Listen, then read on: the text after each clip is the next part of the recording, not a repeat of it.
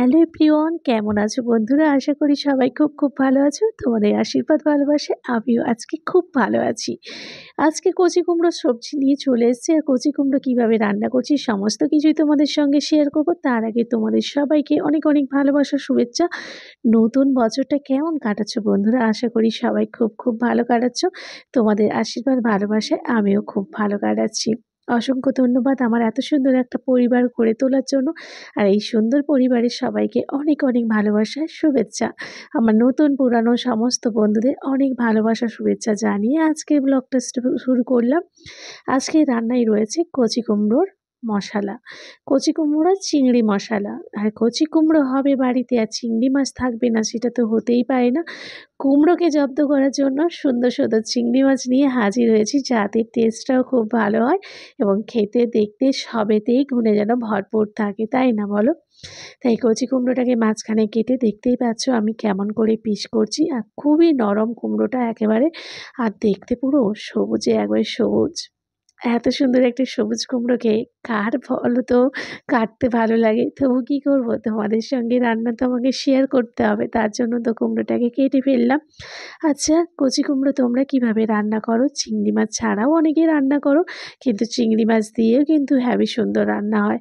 কচি কুমড়োর একবার নিরামিষ তরকারি তোমাদের সঙ্গে শেয়ার করব, তবে আজকে চিংড়ি মাছ দিয়ে রান্না করছি। কচি কুমড়োগুলোকে তো কেটে নিয়েছি, তারপরে কাটছি আলুগুলোকে কিন্তু ভালো করে ছাল ছাড়িয়ে ডুমো করে নেব। এখন কিন্তু নতুন আলু উঠে গেছে শীতের সিজনে, আমি কিন্তু পুরনো আলু নিয়ে বসেছি। পুরনো আলুটা কিন্তু টেস্ট ভালো হয়, তাই না বলো? আচ্ছা বন্ধুরা, তোমরা তো আমার ভিডিও এত এত ভালোবাসা দিচ্ছ, আমিও তোমাদের অনেক অনেক ভালোবাসা দিয়েছি, কিন্তু তোমরা কমেন্ট করে কেউ বলছো না কেন তোমরা এই রান্না কীভাবেই রান্না করো? কচি কুমড়োর রেসিপি কে কীরকম জানো অবশ্যই আমাকে জানাতে ভুলো না, কারণ শিক্ষার কোনো শেষ নেই। আমি তোমাদের কাছ থেকে শিখতে রাজি আছি। তোমাদের সুন্দর সুন্দর রান্নাগুলো তোমরা আমাকে কমেন্ট করে অবশ্যই জানিও। তারপরে এখানে একটা পেঁয়াজ আর কাঁচা লঙ্কা নিয়ে বসে গেছি। কি কি দিচ্ছি আমার সুন্দর রান্নাতে তোমরা কিন্তু অবশ্যই ফার্স্ট থেকে লাস্ট পর্যন্ত দেখতে থাকো। তোমাদের ভালোবাসা ছাড়া কখনো ভিডিও করার এনার্জিই থাকে না, তোমাদের ভালোবাসার জন্যই তো ভিডিও করার এনার্জি এত এত বেড়ে যায়। তাই তাড়াতাড়ি করে তোমরা আমাকে কমেন্ট করে তোমাদের সুন্দর সুন্দর রেসিপিগুলো শেয়ার করতে থাকো। এখানে তোমাদের সঙ্গে কথা বলতে বলতে আমি পেঁয়াজগুলোকে একেবারে কুচি কুচি করে নিচ্ছি।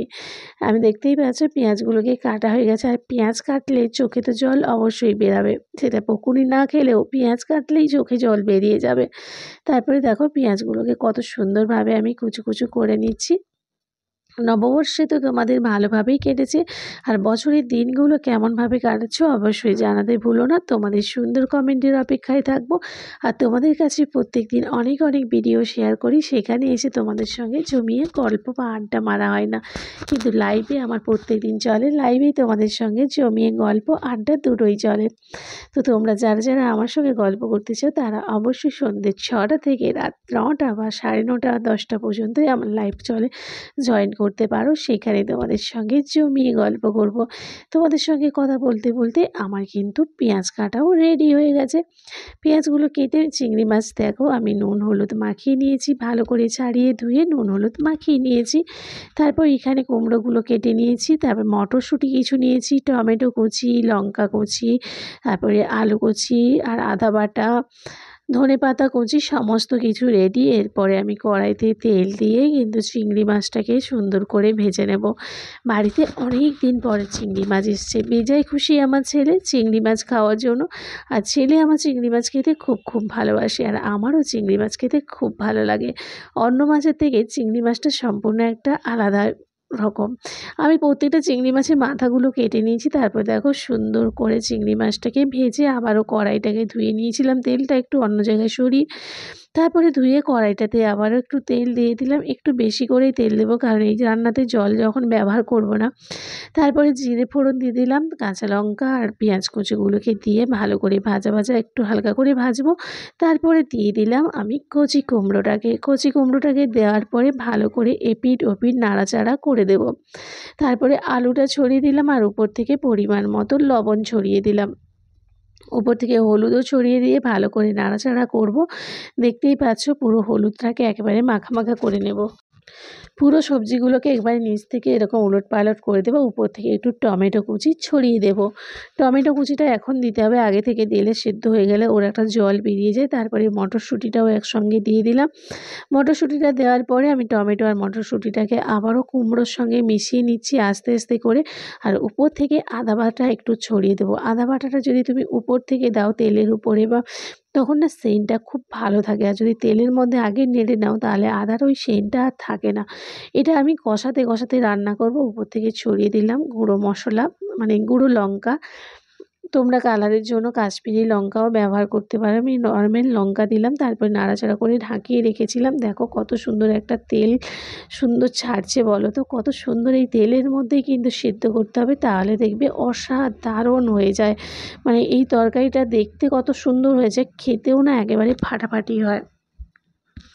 এটা প্লিজ তোমরা একবার বাড়িতে রান্না করবে। তারপরে আমি দিয়ে দিলাম জিরে গুঁড়ো আর তোমার ধনে গুঁড়ো। জিরে গুঁড়ো ধনে গুঁড়ো দিয়ে আবারও ভালো করে নাড়াচাড়া করলাম।